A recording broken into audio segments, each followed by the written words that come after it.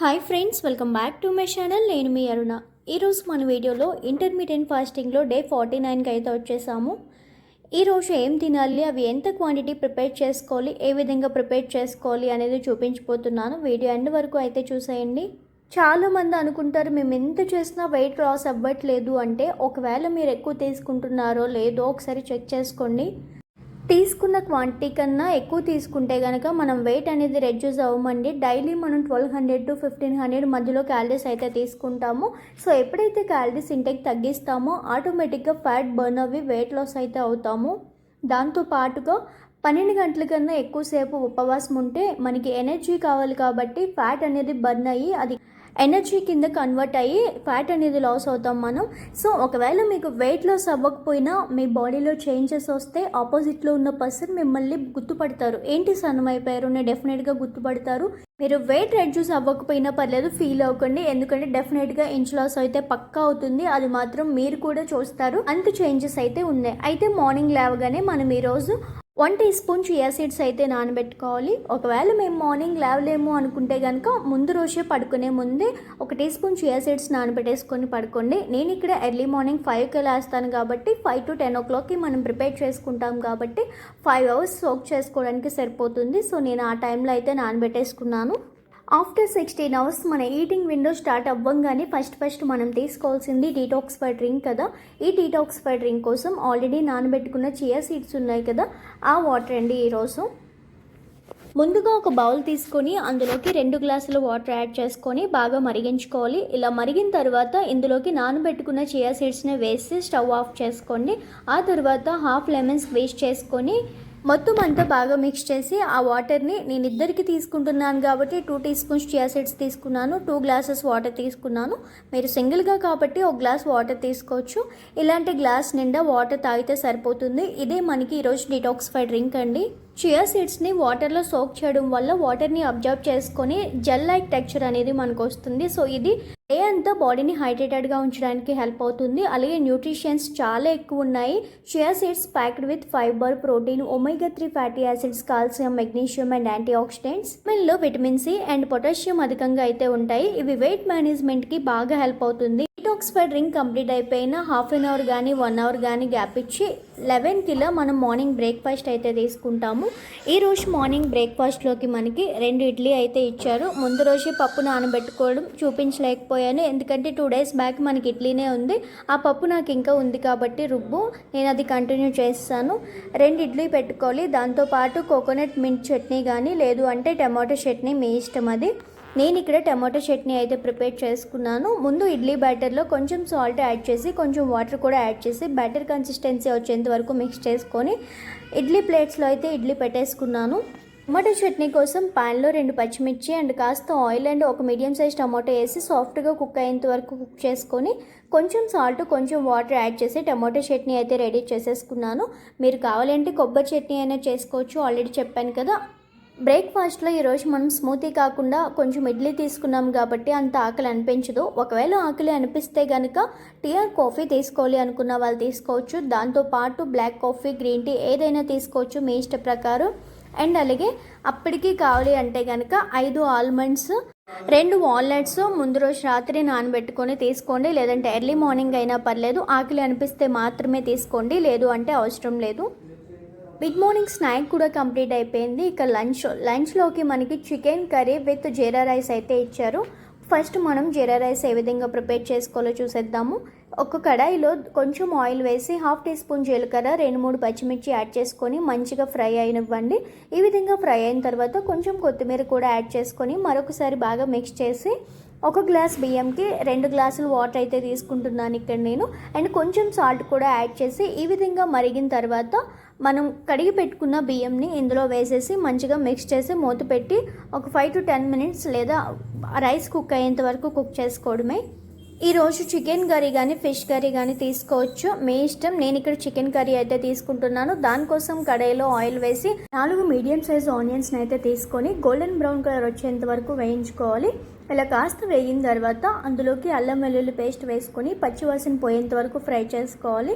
ఇక్కడ అల్లం వెల్లుల్లి పేస్ట్ వేయడం మర్చిపోయాను, అందుకే టమాటో ప్యూరీ యాడ్ చేశారు. అంటే ఈ కర్రీ నేను వండలేదు, ఈరోజు మా సిస్టర్ ప్రిపేర్ చేస్తానన్నారు, అందుకే తనే ప్రిపేర్ చేశారు. 4 మీడియం సైజ్ టమాటాలను తీసుకొని ప్యూరీ కింద చేసుకొని ఆయిల్ పైకి తేలేంత వరకు ఫ్రై చేసుకోవాలి. ఆ తర్వాత చికెన్ పీసెస్ని వేసి మంచిగా మిక్స్ చేసి మూత పెట్టి ఒక 5 మినిట్స్ మీడియం ఫ్లేమ్లో కుక్ చేయండి. ఇక్కడ తను పెరుగు వేయకూడదు, కానీ పెరుగు వేసింది గ్రేవీ కోసం. సో మీరు ఆ మిస్టేక్ చేయొద్దు, చెప్పాను కదా నేను చేయలేదు అని చెప్పి. సో మీరు వాటర్ తీసుకోండి, మనకి లిక్విడ్ కన్సిస్టెన్సీ కావాలి చికెన్లోకి. ఇలా గ్రేవీగా ఉంటే క్యాలరీ అనేది ఎక్కువైపోతుంది. సో కర్రీ అయితే ఆ విధంగా తను ప్రిపేర్ చేసింది, వాటర్ వేయకుండా మంచిగా గ్రేవీ కన్సిస్టెన్సీతో మంచి టేస్ట్తో. సో ఆ విధంగా తింటే మనకి డైట్లో కుదరదు కాబట్టి ఈ రోజుకి అడ్జస్ట్ అయిపోయి 100 గ్రామ్స్ చికెన్ తీసుకున్నాను, 100 గ్రామ్స్ జీరా రైస్ తీసుకున్నాను, దాంతోపాటు కీరా సలాడ్, దాంతోపాటు ఒక టేబుల్ స్పూన్ పెరుగులో 100 ml వాటర్ యాడ్ చేసి ఒక గ్లాస్ మజ్జిగ. ఇదండి మన ఆఫ్టర్నూన్ లంచ్. లేదు మేము నాన్ వెజ్ తినాం కదా, మరి వెజ్ వాళ్ళ పరిస్థితి ఏంటి అంటారా? మీరు గుత్తి వంకాయ కర్రీ చేసుకుని 100 గ్రామ్స్ కర్రీ తీసుకొని తినొచ్చు, రిమైనింగ్ అన్నీ సేమ్ అండి. ఇక 2 o'clockకి ఇలా మన లంచ్ కంప్లీట్ అయిపోతుంది. ఇక ఈవినింగ్ స్నాక్ 4 o'clockకి తీసుకోవాలి. అది కూడా ఆకలి అనిపిస్తే మాత్రమే తీసుకోండి, లేదంటే వెంటనే ఆపేయచ్చు, అవసరం ఏం లేదు.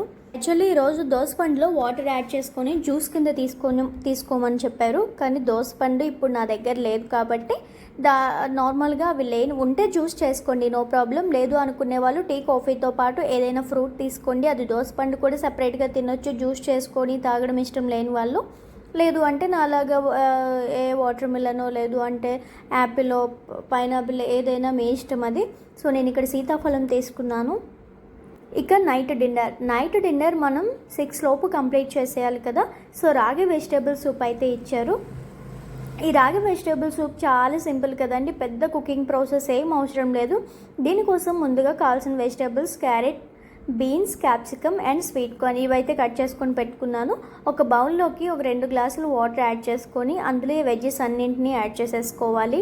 మనం ఇక్కడ ఎక్కువ ఆయిల్ కానీ ఫ్రైడ్ ఫుడ్స్ కానీ లేదు అంటే స్వీట్స్ కానీ ఎలాంటివి ఏం లేదు, just steam or boiler light oil అనమాట. కర్రీస్కి యూజ్ చేసేంత ఒక టేబుల్ స్పూన్. సో ఇందులో చూసుకుంటే ఆయిల్ ఆటోమేటిక్గా తగ్గిస్తే చాలా క్యాలరీస్ని మనం తగ్గించవచ్చు అండ్ స్వీట్స్ ఆల్సో. ఇదే డైట్ని కొంచెం ఎక్కువ పోర్షన్లో తీసుకున్నా సరే మనం వెయిట్ మేనేజ్ చేయొచ్చు విత్ ఎక్సర్సైజ్. ఇక్కడ రాగి సూప్ కోసం మొత్తం అన్నీ వేసి కొంచెం సాల్ట్ కూడా వేసి ఒక 5 మినిట్స్ మీడియం ఫ్లేమ్లో బాగా మరిగించుకోవాలి. 50% వెజిటబుల్స్ అన్నీ కుక్ అయితే సరిపోతుంది. ఇప్పుడు ఇందులోకి 2 టీ స్పూన్ల రాగి పిండి తీసుకొని కొంచెం వాటర్ యాడ్ చేసి ఇలా దాన్ని రెడీ చేసుకొని దాన్ని ఈ వాటర్లో యాడ్ చేసేసుకోవాలి. యాడ్ చేసుకొని మీడియం ఫ్లేమ్లో మిక్స్ చేస్తూ ఉంటే కొంచెం దగ్గరికి పడుతుంది.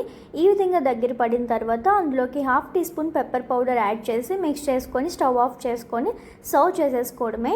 మనకి వెజిటేబుల్స్ ఎక్కువ ఉండాలి, సూప్ తక్కువ ఉండాలి. సో 150 గ్రామ్స్ వెజ్జెస్ అన్నీ యాడ్ చేసుకోండి. మొత్తం సూప్తో కలిపి 150 గ్రామ్స్ తీసుకుంటే సరిపోతుంది.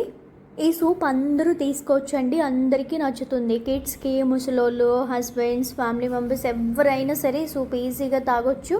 అంటే వాళ్ళకి మళ్ళీ డైట్ చేయమని చెప్పట్లేదు, వాళ్ళకి కూడా ఇది ఈవినింగ్ స్నాక్ కింద ఏదో ఒక రూపంలో ఇస్తే చాలా మంచిది. మనకి దీంతో పాటుగా ఒక ఫ్రూట్ ఇచ్చారు, అదేంటి అంటే డ్రాగన్ ఫ్రూట్. డ్రాగన్ లేని వాళ్ళు యాపిల్, వాటర్ మిలన్ ఏదైనా తీసుకోండి. డ్రాగన్ ఉంటే డ్రాగనే తీసుకోండి, పర్లేదు. 100 గ్రామ్స్ మాత్రమే తీసుకోవాలి. సో ఇదండి డే 49 డైట్. ఎలా అనిపించింది? మంచిగా అనిపించింది కదా. సో మరెన్నో రెసిపీస్ కోసం నా ఛానల్ని సబ్స్క్రైబ్ చేసుకోవడం మర్చిపోవద్దు అండ్ అలాగే షేర్ చేయడం అయితే డెఫినెట్గా మర్చిపోవద్దు. యాక్చువల్లీ ఈరోజు చికెన్ తినాక చాలా రోజుల తర్వాత అమ్మయ్య మనం వండుకున్న ఫుడ్ మనం తిన్నామనిపించింది. అంటే డైట్ ఫుడ్ బాగాలేదు అనే కాదు, డైట్ ఫుడ్ బాగుంది కానీ హాఫ్ బాయిల్ అన్నీ ఇలా కదా, ఆయిల్ ఎక్కువ ఉండదు. మన కర్రీస్ ఎలా ఉంటే ఎక్కువ ఆయిల్ పైకి తేలాలి, అప్పుడే మనకి కలర్ఫుల్గా తినడానికి వీలుగా తినేటట్లు అనిపిస్తుంది కదా. కానీ అది కరెక్ట్ వే కాదు, ఇదే కరెక్ట్ వే. ఇలానే స్టీమ్, బాయిల్ ఇలానే ఉండాలి. ఇది ఫుడ్ అయితేనే మనం ఎన్ని ఇయర్స్ అయినా యంగ్గానే ఉంటాము. సో మీరు ఎవరికి ఎలాంటి డౌట్స్ ఉన్నా నన్ను కామెంట్ బాక్స్లో అడగొచ్చు. అండ్ అలాగే ఎక్సర్సైజ్ మర్చిపోకూడదు, వాటర్ ఇంటేక్ మర్చిపోకూడదు అండ్ స్వీట్ క్రేవింగ్స్ ఉన్న ఎక్స్ట్రా స్నాక్ తినడం మర్చిపోవాలి. ఎక్స్ట్రా స్నాక్స్ కూడా తినడం మర్చిపోవాలి. నాది ఎంత కష్టమైన పరిస్థితి తెలుసా అండి. మా పాప వచ్చి అన్నీ తీసుకొచ్చి నా నోట్లో పెడుతుంది, కానీ తినొచ్చు బట్ డే అంతా మనమున్న చేసిన డైట్ అంతా వేస్ట్ అయిపోతుంది కదా చిన్న స్నాక్ తినడం వల్ల. సో తినలేను, ఏం చేద్దాం? మీకు కూడా అదే పరిస్థితి? కింద కామెంట్ చేయండి, సేమ్ నా ప్రాబ్లం మీకు ఉంటే. నా వీడియోస్ చూస్తున్న వాళ్ళు డైట్ హ్యాపీగా చేసుకోండి, హ్యాపీగా వెయిట్ లాస్ అవ్వండి. పర్లేదు, రోజులు గడుస్తున్నా లేట్ అయినా పర్లేదు, పక్కా వెయిట్ లాస్ అయితే అవుతారు. సో డెఫినెట్గా మంచిగా స్ట్రిక్ట్గా చేసుకోండి. మీరు అనుకున్న రిజల్ట్ మీకు వరకు వస్తుంది, కానీ ఎక్సర్సైజ్ మ్యాండేటరీ, అప్పుడు ఇంకా ఎక్స్ట్రీమ్ రిజల్ట్ అయితే వస్తుంది. ఇలానే నన్ను సపోర్ట్ చేస్తూ ఉండండి. Thank you for watching guys.